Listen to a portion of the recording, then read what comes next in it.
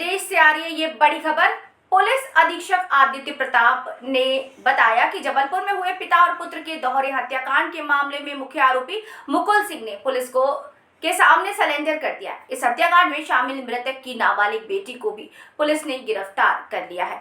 बड़ी खबर है, जानिए क्या खबर है हमारे साथ। मिलेनियम कॉलोनी में उसमें दोनों जो आरोपी हैं वो पुलिस की हिरासत में आ गए हैं। जो उसमें औपचारिक बालिका थी, मैंने 2 दिन पहले भी उसमें ब्रीफ किया था। हरिद्वार पुलिस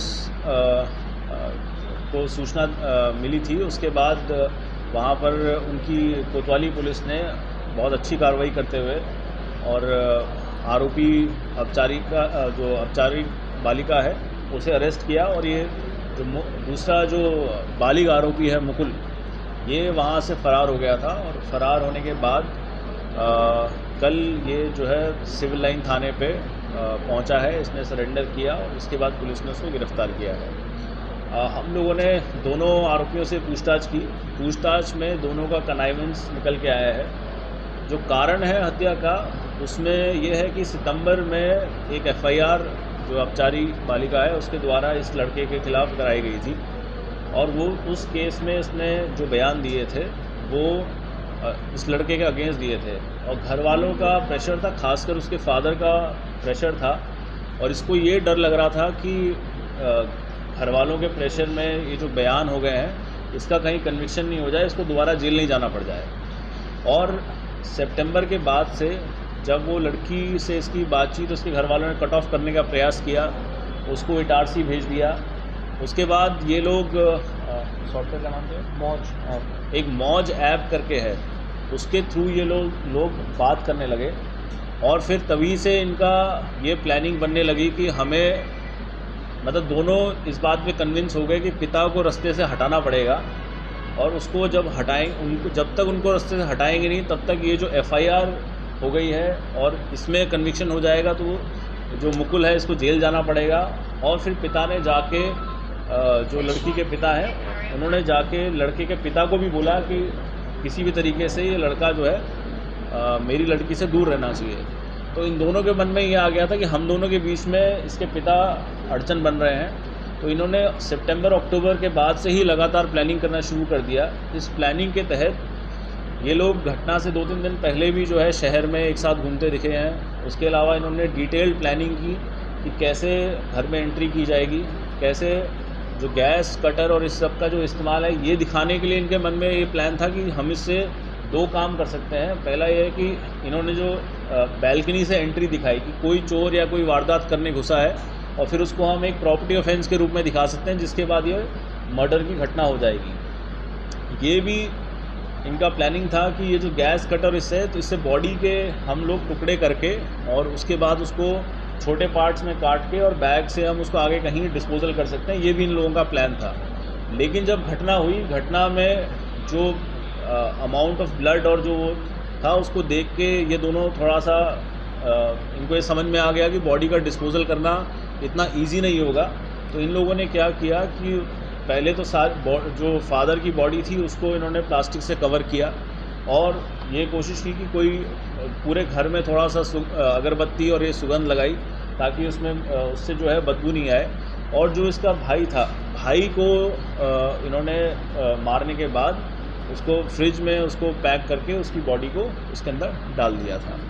तो ये इन्होंने पूरी घटना की। उसके बाद एक और चीज़ मैं बताना चाहूँगा कि जो लड़का लड़की है ये बहुत ही मतलब दे आर हाईली कमिटेड। इन लोगों को ये था कि लड़के ने पूरे टाइम ये प्रयास किया कि किसी तरीके से मैं कुछ ना कुछ बीच में ऐसा करता रहूं ताकि मैं लड़की को इस केस से अलग कर पाऊँ।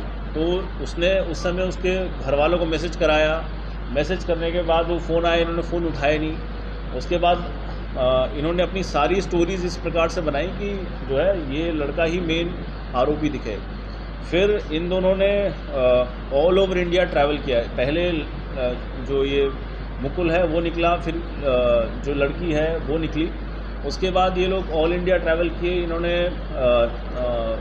जबलपुर से निकलने के बाद कटनी, इंदौर, पुणे, बेंगलोर, कलबुर्गी और उसके बाद ये लोग उड़ीसा भी गए, वहाँ से कैलकाटा, गुवाहाटी, उसके बाद झांसी, मथुरा, वृंदावन, चंडीगढ़।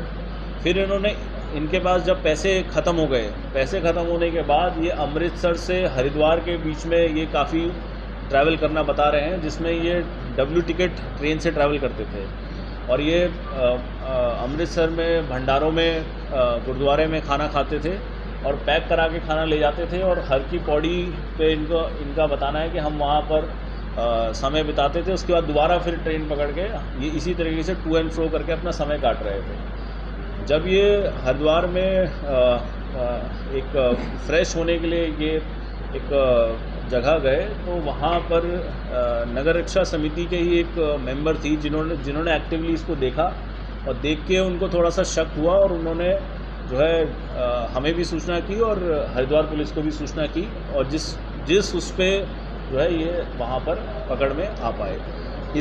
जब ये लड़की पकड़ में आई, इसके मन में ये था कि अब ये कहीं जाके मेरा जो वो पुराना वाला केस है उसमें कहीं ये दोबारा बयान दे के मेरा नुकसान नहीं हो जाए। तो ये उस कारण से और इसके पास अभी पैसा और ऐसी कोई चीज़ बची नहीं थी, तो इसने फाइनली आके यहाँ पर सरेंडर किया।